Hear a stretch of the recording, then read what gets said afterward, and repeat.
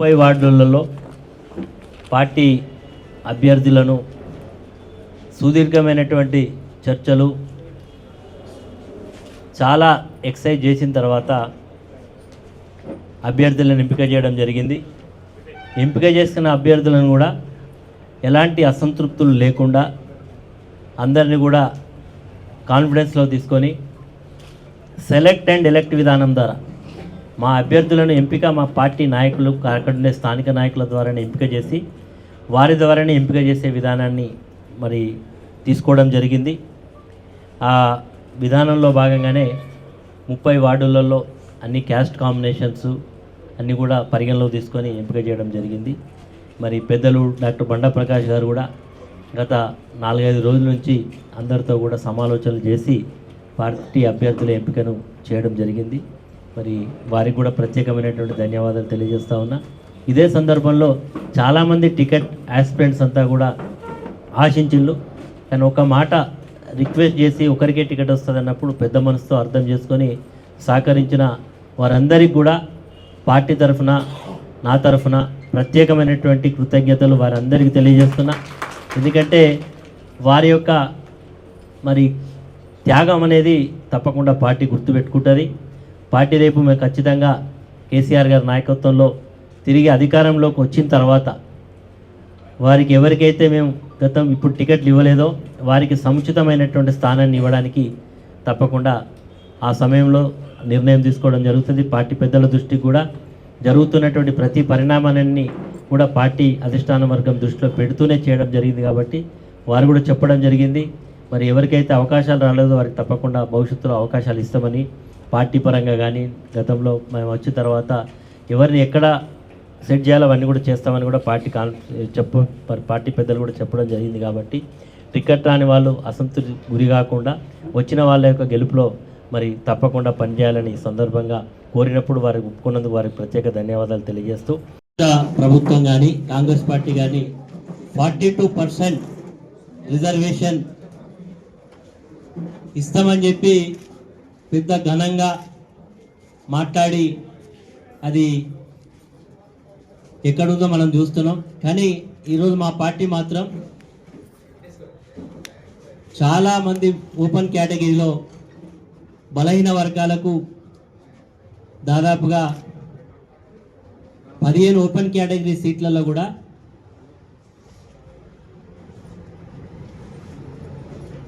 12 backward క్లాసెస్కే ఇవ్వడం జరిగింది. Out of 15, 15లో 12 బలహీన వర్గాలకు ఇచ్చినాం. కేవలం ఫార్వర్డ్ క్యాస్ట్కు ఒక 3 సీట్లను మాత్రమే ఇవ్వడం జరిగింది. ఈ రకంగా మరి మేము ఎంత కమిట్మెంట్తో ఈరోజు బలహీన వర్గాల పట్ల మేము కానీ మా పార్టీ కానీ ఉందో దీన్ని బట్టి అర్థమవుతూ ఉన్నది. అదేవిధంగా బలహీన వర్గాలలో కూడా అన్ని సామాజిక వర్గాలను అడ్జస్ట్ చేయడం జరిగింది. మాకు వచ్చిన దాంట్లో ముదిరాజులకు 2 సీట్లు ఇచ్చినాం. అదేవిధంగా పద్మశాలికి 1 సీట్ ఇచ్చినాం. మున్నూరు కాపులకు కొంచెం ఎక్కువ సంఖ్యలోనే వచ్చినాయి. యాదవులకు కూడా సముచితమైనటువంటి స్థానాన్ని కల్పించినాం. అదేవిధంగా విశ్వబ్రాహ్మణులకు కూడా 1 సీట్ ఇవ్వడం జరిగింది. ఎస్సీలలో కూడా అన్ని సామాజిక వర్గాలను అడ్జస్ట్ చేయడం జరిగింది. మాలా మాదిగా అదేవిధంగా మన దగ్గర రేర్ కమ్యూనిటీ నేతకాని ఉన్నది, దానికి కూడా సముచితమైనటువంటి అవకాశాలు ఇచ్చినాం. ఎస్టీలలో ఎక్కువగా మరి గతంలో 2 సీట్లు ఉంటాయి, ఒకటి లంబాడాకు ఒకటి మరి నాయక్పూడికి ఇచ్చినాం. కానీ ఈసారి అవకాశం రాలేదు, 2 కూడా లంబాడా వాళ్ళకి ఇవ్వడం జరిగింది. ఈ రకంగా కులాల యొక్క సమతుల్యాన్ని కూడా బేరీ వేసుకొని అన్నీ కూడా మరి ఇవ్వడం జరిగింది. కాబట్టి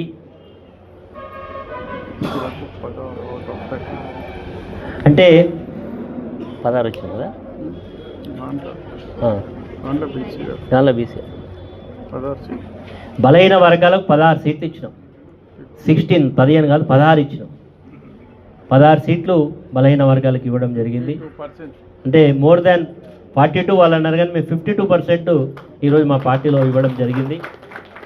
కాబట్టి బలహీన వర్గాలకు సంబంధించినటువంటి భూపాలపల్లి మరి పెద్దలందరూ కూడా విజ్ఞప్తి చేస్తూ ఉన్నాం.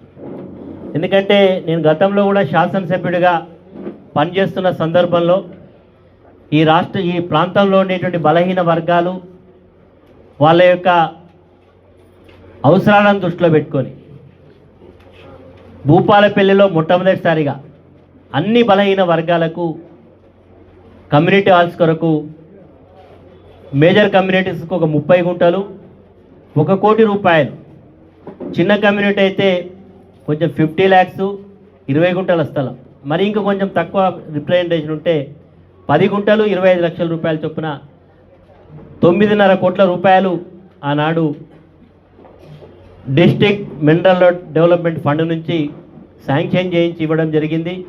అందరికి కూడా మరి ఆ రోజు లెటర్స్ కూడా ఇవ్వడం జరిగింది.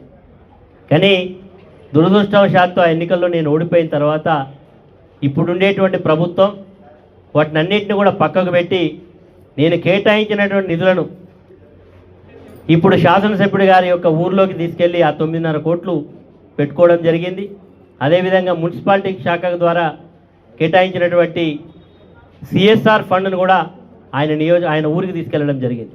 అంటే ఈ ప్రాంతంలో ప్రజలు కానట్టుగా ఇక్కడ ఉండేటువంటి బలహీన వర్గాలకు సంబంధించినటువంటి సామాజిక వర్గాలు ఈరోజు మున్నూరు కాపులు కావచ్చు, నాయి బ్రాహ్మణులు కావచ్చు, రజకులు కావచ్చు, అదేవిధంగా యాదవ సోదరులకు కావచ్చు, అందరికీ ఇచ్చినాం. ఆఖరికి ఒక బంజారా భవనాన్ని, ట్రైబల్స్ సంబంధించినటువంటి బంజారా భవనాన్ని ఈ ప్రాంతంలో ఉండేటువంటి షెడ్యూల్ కాస్ట్ల యొక్క మ్యారేజెస్ జరుపుకోవాలి పేదల యొక్క ఉద్దేశంతో డాక్టర్ బాబాసాహెబ్ అంబేద్కర్ గారి పేరు మీద పక్కనే మా క్యాంప్ ఆఫీస్ అటు పక్కన 2 కోట్ల రూపాయలతోటి మరి కమ్యూనిటీ హాల్ కూడా కట్టించాం.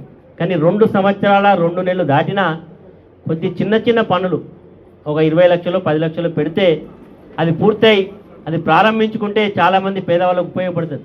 ఇప్పటివరకు అది అభివృద్ధికి అది ప్రారంభోత్సవానికి నోచుకోలేదు. అంటే ఈ ప్రభుత్వానికి ఎంత బలహీన వర్గాల పట్ల వీళ్ళకు ఒక ప్రేమ ఉన్నది, వీళ్ళకి చేయాలనే సంకల్పం ఉందో దీన్ని బట్టి అర్థమవుతూ ఉన్నది. కాబట్టి ఇది సందర్భం, ఇక్కడ ఉండేటువంటి బలహీన వర్గాలకు సంబంధించిన, దళిత వర్గాలకు సంబంధించిన ప్రజలందరికీ కూడా ఇది ఒక సందర్భం వచ్చింది. కాబట్టి ప్రజలందరూ కూడా ఈ ప్రభుత్వం యొక్క పనితీరు, ఇక్కడ ఉండేటువంటి స్థానిక నాయకుల యొక్క పరిస్థితిని ఒకసారి బేరీ వేసుకొని తప్పకుండా వీరికి గుణపాఠం చెప్పాలి. మేము ఎంతో గొప్ప మనసుతోటి ఆ రోజు ఎంత గొప్పగా ఆలోచన చేసినామో దాన్ని అర్థం చేసుకొని ప్రజల యొక్క తీర్పు ఉండాలని ఈ సందర్భంగా కోరుతున్నాం. అదేవిధంగా మా పార్టీ అభ్యర్థులు పోటీ చేసే దగ్గర మా పార్టీ అభ్యర్థులకు బెదిరింపులు వస్తూ ఉన్నాయి. మా దగ్గర ఎవరు తిరుగుతూ ఉంటే వాళ్ళని బెదిరిస్తూ ఉన్నారు. మీరు తిరిగితే బాగుండదని చెప్పి హెచ్చరిక చేస్తూ ఉన్నారు. ఈరోజు మరి ఈ రకంగా వివరం చేస్తూ ఉన్నారు. మరి తప్పకుండా ప్రజలందరూ కూడా ఇవన్నీ కూడా మరి పరిగణలోకి తీసుకోవాలని కూడా ఈ సందర్భంగా కోరుతూ బెదిరింపులు చేసే వాళ్ళ పట్ల అప్రమత్తంగా ఉండాలని ఈ సందర్భంగా విజ్ఞప్తి చేస్తూ, సింగరేణి ఈరోజు ఈ ప్రాంతంలో రావడం వల్లనే భూపాలపల్లికి ఒక కళ వచ్చింది. ఈరోజు సింగరేణి కార్మికులు రావడం వల్లనే చాలా ప్రాధాన్యత వచ్చింది. కాబట్టి ఈసారి సింగరేణి కార్మికులకు కూడా సముచితమైనటువంటి అవకాశాలు కల్పించినాం. ఈరోజు సింగరేణి కార్మికుల డైరెక్ట్గా ఇప్పుడు నరేందర్ సింగరేణి కార్మికుడు, ఈరోజు రమాదేవి సింగరేణి కార్మికుడి యొక్క భార్య, ఈరోజు శశికాంత్ గౌడ్ సింగరేణి కార్మికుడు, అదేవిధంగా మరి అవినాష్ యొక్క భార్య సుమ, ఆమె కూడా సింగరేణి కార్మికుడు. గతంలో సింగరేణిలో పనిచేసినటువంటి మరి మన మాజీ కార్మికుడు కనకయ్య గారు మరి మాజీ సింగరేణి కార్మికుడు. అంటే సింగరేణి కార్మికులకు కూడా సముచితమైనటువంటి అవకాశాలు ఈరోజు మేము కల్పించడం జరిగింది. కాబట్టి మేము అన్నీ కూడా ఒక సమతుల్యాన్ని తీసుకొచ్చి అన్ని వర్గాలను ఒక పూలదండ వేస్తే అన్ని పూలు ఎట్లా కలుపుకుంటే ఒక దండ ఒక మంచిగా ఉంటుందో అదే పద్ధతుల్లో ఈరోజు ఒక కూర్పు చేసి ప్రయత్నం చేసినాం. తప్పకుండా దీని యొక్క ఫలితాలు ప్రజలు కూడా అర్థం చేసుకొని తప్పకుండా మీ యొక్క మ్యాండేట్ ద్వారా మరి అవకాశం ఇవ్వాలని మరొకసారి మీ అందరికీ మీ ద్వారా ప్రజలకు విజ్ఞప్తి చేస్తూ, మా కార్యకర్తలను కూడా ఈ గెలుపు కొరకు నిలబడ్డ అభ్యర్థి ఒక్కడే ఉంటాడు, కానీ ప్రతి కార్యకర్త నేనే అని అభ్యర్థిగా భావించి బీఆర్ఎస్ పార్టీ గెలుపు కొరకు పనిచేయాలని మీ ద్వారా విజ్ఞప్తి చేస్తూ, మరి మీరు సమయాన్ని ఇంత 3 గంటలైంది, మీరు కూడా భోజనం చేయకుండా ఉన్నందుకు మీడియా మిత్రులందరికీ మరొకసారి ధన్యవాదాలు తెలియజేస్తూ, ఇప్పుడు మరొకసారి బండ ప్రకాష్ గారు టోటల్గా మరొకసారి కంక్లూడ్ చేయాల్సింది. ఎన్నికల సందర్భంగా గత ఎన్నో రోజులుగా ఎన్నికల నోటిఫికేషన్ వచ్చినప్పటి నుంచి ఆశాభావులు అనేక మంది టికెట్లు కావాలని వారు రావడం, మాకున్న సర్వేల ప్రకారం అదేవిధంగా ఎక్కడెక్కడైతే డివిజన్లలో వాళ్ళు అప్లై చేసినారో వార్డులలో ఆ వార్డులో ఉండే మా పార్టీ కమిటీల యొక్క నేతృత్వంలో చర్చలు జరిపి దాదాపు అభ్యర్థులందరినీ ఖరారు చేయడం జరిగింది. అభ్యర్థులను ఖరారు చేసే క్రమంలో అందరినీ కూర్చోబెట్టి మాట్లాడుకొని అందులో నుంచి ఒకరిని, ఇప్పుడు రమణారెడ్డి గారు చెప్పినలో ఎలెక్ట్ అనే పద్ధతిలో అందులో నుంచే సెలెక్ట్ చేసి వారిని తీసుకోవడం జరిగింది. ఇవాళ అనేక మంది మిత్రులు కూడా సంపూర్ణంగా సహకరించినారు. ఆశాభావాలు ఒక్కొక్క వార్డులో 3, 4 ఉన్నప్పటికీ కూడా వారందరూ కూడా సహకరించి ఒకరికే అవకాశం వస్తుంది కాబట్టి వారు తప్పుకున్నారు. ఇప్పుడు రమణారెడ్డి గారు చెప్పినట్టు వారికి ప్రభుత్వం వచ్చిన తర్వాత అవకాశాలు కల్పించడంతో పాటు వారిని ఇప్పుడు పార్టీ యొక్క నిర్మాణంలో కూడా ఎక్కడో ఒక చోట అవకాశం కల్పించి వారి సేవల్ని పట్టణ ప్రాంతాల్లో బలంగా వినియోగించుకునే విధంగా వారి నాయకత్వం ఇంకా బలంగా ఎదిగే విధంగా భవిష్యత్తులో వారు మంచి నాయకులు అయ్యే విధంగా కూడా మా కార్యక్రమాలు ఉంటాయని చెప్పి ఈ సందర్భంగా నేను మనవి చేస్తూ, మరి ఇప్పుడు మేము దాదాపు 30 వార్డులలో ఎటువంటి అసంతృప్తి లేకుండా, ఎక్కడా ఇబ్బంది లేకుండా అందరి ఆమోదంతో ఈ 30 వార్డ్స్కు మరి అభ్యర్థుల్ని ఖరారు చేయడం జరిగింది. అనేక జనరల్ వార్డులో కూడా మరి బీసీ అభ్యర్థులు కానీ మిగతా వాళ్ళు కానీ ఎస్సీలు కానీ పోటీ చేయడానికి ముందుకు రావడం, మేము అక్కడుండే స్థానిక సమస్యలు బట్టి ఆ ఓపెన్ కేటగిరీలో కూడా మిగతా వర్గాలకు కూడా అవకాశాలు ఇచ్చి మరి పనిచేయించడం జరుగుతుంది. ఇది మా పార్టీకి ఉన్న ఒక దృక్పథం. జనరల్గా చాలా సందర్భాల్లో ఆ రిజర్వ్డ్ అన్రిజర్వ్డ్ సీట్లలో మిగతా వాళ్ళని కాకుండా ఉంటుంది, కానీ అట్లా కాకుండా అన్రిజర్వ్డ్ సీట్లలో కూడా భిన్నమైన వర్గాలకు సంబంధించిన వాళ్ళు ఎవరెవరైతే అర్హులు ఉన్నారో వాళ్ళందరికీ కూడా అవకాశాలు ఇచ్చి పనిచేయడం జరిగిందని చెప్పి ఈ సందర్భంగా నేను మనవి చేస్తూ, మరి మా ఈ మొదటి ఘట్టం, ఎందుకంటే ఇంటింటికి బస్తీ బాట రమణన్న కార్యక్రమంలో చాలా కార్యక్రమాలు చేసినాం. ఈ కార్యక్రమాన్ని కూడా ఎందుకంటే ఇంత అందరూ కూడా మేము పోటీ చేస్తామని వచ్చి చాలా ఆశావాహులు ఉన్నటువంటి సందర్భంలో ఇంత చక్కగా ఈ కార్యక్రమాన్ని ముగించుకున్నాం. ఇంతకుముందు రమణారెడ్డి గారు చెప్పినట్టు అందరూ కూడా సహకరించడం, మరి పోటీ చేయబోయే వాళ్ళు కూడా మరి వాళ్ళని కలుపుకొని తీసుకొని వచ్చి ఈ ఘట్టాన్ని పూర్తి చేసుకోవడం మొట్టమొదటి మనం విజయం సాధించినట్టుగానే మరి ఈరోజు వాతావరణం కనిపిస్తూ ఉన్నది. తప్పకుండా రేపు రాబోయే రోజులలో ఖచ్చితంగా ఇవాళ మా కార్యకర్తలు అయితేనేమి, మరి ఇవాళ ప్రజలైతేనేమి అందరూ కూడా బీఆర్ఎస్ పార్టీకి ఓటు వేయాలి అని అందరూ కూడా సంసిద్ధులై ఉన్నట్టుగా కనపడతా ఉన్నది. మేము ప్రచారానికి వెళ్ళినప్పుడు దాదాపుగా ఇప్పటికీ ఒక సంకేతాలు వస్తూ ఉన్నాయి.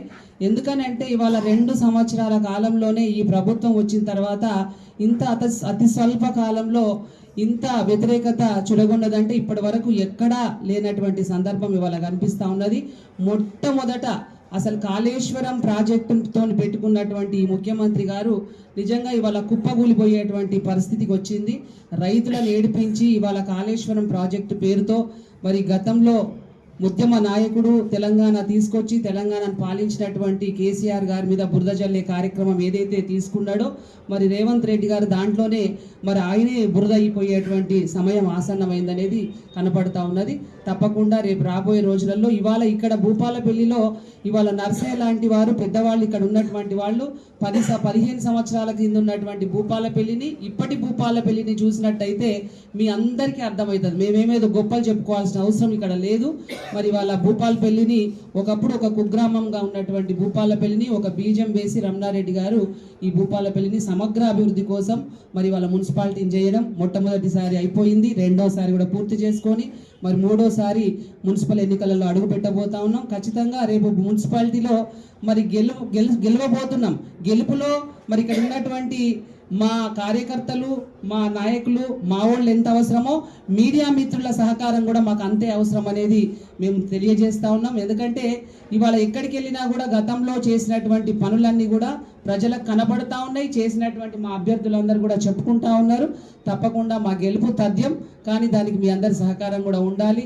ఎందుకంటే ఇవాళ ఇక్కడ చేసినటువంటి పనులన్నీ ఇంతకుముందు ప్రకాష్ గారు చెప్పినట్టు ఇవాళ collectorate, SP office, medical college, Ayush college, ఇవన్నీ వాళ్ళు ఇక్కడ ఇవన్నీ కనపడతా ఉన్నాయి. రోడ్లు ఇవాళ ఎక్కడికి ఏ వార్డుకి వెళ్ళినా కూడా సెంట్రల్ లైటింగ్ సిస్టము, డ్రైనేజెస్, మరి వాళ్ళన్నీ పుల్లూరామయ్యపల్లికి వెళ్ళినా, గండ్రపల్లికి వెళ్ళినా, ఎక్కడికి వెళ్ళినా కూడా ఇవాళ జంగేడుకు ఏ గ్రామానికి వెళ్ళినా కూడా మంచి వాతావరణం కనిపిస్తూ ఉన్నది. తప్పకుండా మేము గెలవబోతా ఉన్నాం. చాలా సంతోషం. మరి వాళ్ళందరూ కూడా మరి మీడియా మిత్రులు చాలా, ఎందుకంటే ముందే టైం చెప్పడం జరిగింది, అనుకున్న దానికంటే కొంత లేట్ అవ్వడం జరిగింది. ఏది ఏమైనా ఇవాళ రేపు రాబోయే రోజులలో ఈ రాష్ట్రానికి రక్ష, శ్రీరామ రక్ష ఎవరు అంటే ఇవాళ కేసీఆర్ గారు ఎక్కడ ఉన్నారు? కేసీఆర్ గారు మళ్ళీ రావాలి. కేసీఆర్ గారు వస్తేనే మా కష్టాలు, కన్నీళ్ళన్నీ కూడా పోతాయని అందరూ, ప్రజలందరూ కూడా ఎదురు చూడడం జరుగుతూ ఉన్నది. తప్పకుండా ఈ భూపాలపల్లి మున్సిపాలిటీలో మరి గులాబీ జెండా ఎగరబోతా ఉన్నది. ఖచ్చితంగా అందరూ కూడా మంచి మెజార్టీతో గెలవబోతా ఉన్నారు. అందరికీ కూడా మరొకసారి శుభాకాంక్షలు తెలియజేస్తూ ముందుకెళ్తాం.